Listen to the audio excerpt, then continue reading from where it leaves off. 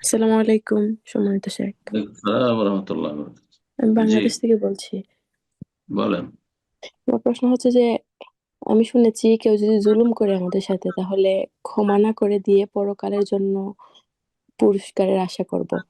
এটা কি ঠিক নাকি শেখ, ক্ষমা করে দেওয়াটাই উত্তম? আরেকটা প্রশ্ন শেখ, যে আমরা কি রমাদানে হায়েজ বন্ধের জন্য পিল খেতে পারবো? ক্ষমা করা উত্তম। ক্ষমা করা উত্তম, যত বড় জুলম অত্যাচার করুক, যে যদি কেউ ক্ষমা করে দেয় এটা বেশি ভালো। জি। ফামান আফা ওয়া আসলাহ ফাজরুহু আলাল্লাহ।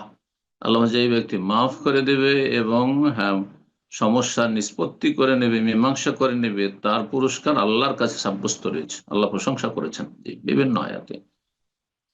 তো ক্ষমা করা বেশি উত্তম, কিন্তু কেউ যদি দাবি রাখে যে আমি সে দাবি রাখবো, তার ন্যায্য অধিকার রয়েছে। জি।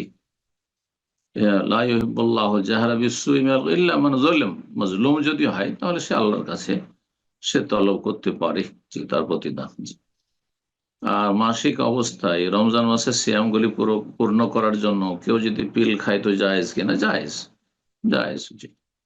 আল্লাহ তাআলা। আসসালামু আলাইকুম শেখ।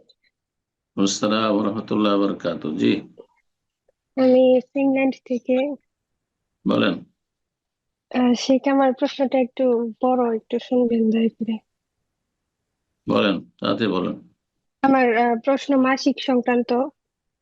ধর্ম নিয়ন্ত্রণ পদ্ধতি ব্যবহার করার পর থেকে আমি 1 বছর ধরে ব্যবহার করতেছি। তো প্রথমে 1 মাস আমার টানা 1 মাস রক্ত আসে।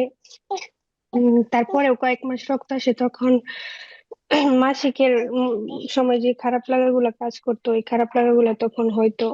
কিন্তু এখন আমি কোনো খারাপ লাগা অনুভব করি না, রক্তেরও কোনো পার্থক্য করতে পারি না। রক্ত একদম গাঢ় লাল, কোনো গন্ধ নাই। আহ 5-6 দিন 7 দিন অনেক সময় থাকে মাসের শেষের দিক দিয়ে।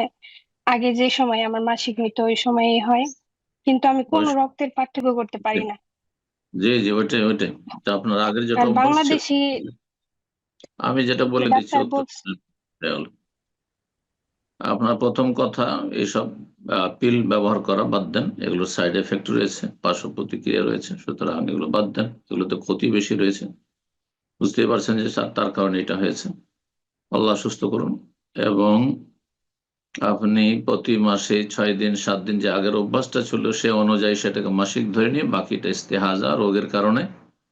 আর আপনিও বলছেন সেটি লাল তাজা ব্লিডিং হচ্ছে, সুতরাং তখন গোসল করে পরিষ্কার পরিচ্ছন্ন সালাত আদায় করবেন।